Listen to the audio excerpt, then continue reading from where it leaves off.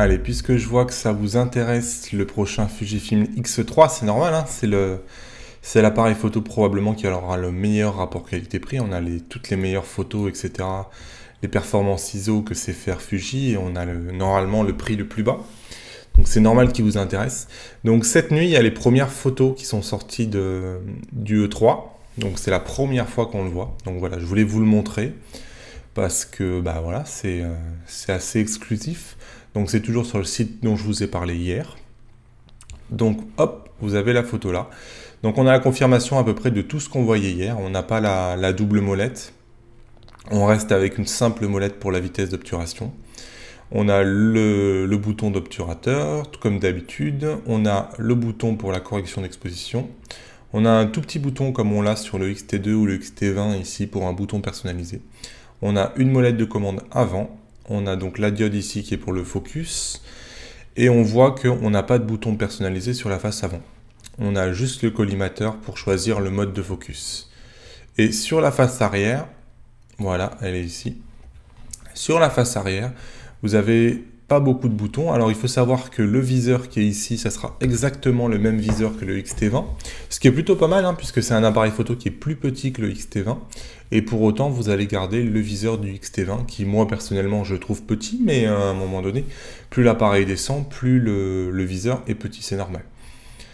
Donc comme vous pouvez le voir, il n'y a pas beaucoup de boutons, hein. On a la confirmation de la suppression du pad où il y avait le menu. Donc effectivement, ce pad-là, il disparaît. C'est quand même la suppression de 4 boutons. C'est beaucoup, c'est vraiment beaucoup. Après, donc on voit que le pouce, a priori, doit se mettre là. Et on aura des boutons ici sur la droite du pouce, donc pour le focus lock et le menu quick. Mais pour autant, ça va faire quand même un appareil photo qui n'a pas beaucoup de menus, qui n'a pas beaucoup de boutons. Et ça peut être un problème. Enfin, ça dépend de votre ergonomie, de ce que vous attendez. Ça peut être limitant. Voilà.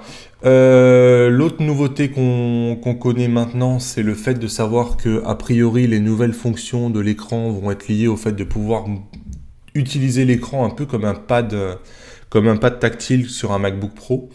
Donc par exemple, même quand vous êtes au viseur, vous pourriez utiliser l'écran derrière pour choisir des choses ou pour des actions, selon ce que vous allez faire sur l'écran. Même si l'écran est éteint et que vous êtes au viseur, vous allez pouvoir faire des actions. Donc a priori, ça serait la nouvelle utilisation de l'écran tactile qu'aurait prévu Fuji. En termes de taille, voilà, on voit les gros carrés là. Donc le carré jaune, c'est la taille du XE2. Donc on voit que le XE3 est un tout petit peu plus petit. Donc c'est vraiment très léger en hauteur, mais en largeur, on a un gain d'à peu près 1 cm. Voilà, en termes de poids, le X3 fait 337 grammes. Donc par exemple, le XT20 actuel fait 383 grammes, donc on va gagner une cinquantaine de grammes. C'est pas négligeable, c'est pour ceux qui cherchent vraiment un appareil le plus compact possible. Presque cet appareil-là va pouvoir les jouer sur le côté, sur le X100F. Même si le X100F a un viseur optique. Voilà à peu près tout ce qu'on a appris dans la nuit, donc on commence à en savoir vraiment de plus en plus sur cet appareil-là, il n'y a plus grand chose à découvrir.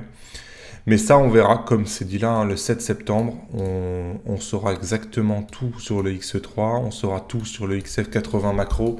On aura aussi une nouvelle roadmap, donc des objectifs qu'a prévu Fuji, je pense qu'ils vont officialiser le fait qu'ils travaillent sur un 8 16 mm, f2.8 tropicalisé. Je pense qu'ils vont probablement nous dire si le 200 mm sur lequel ils travaillent sera un f2 ou un f2.8.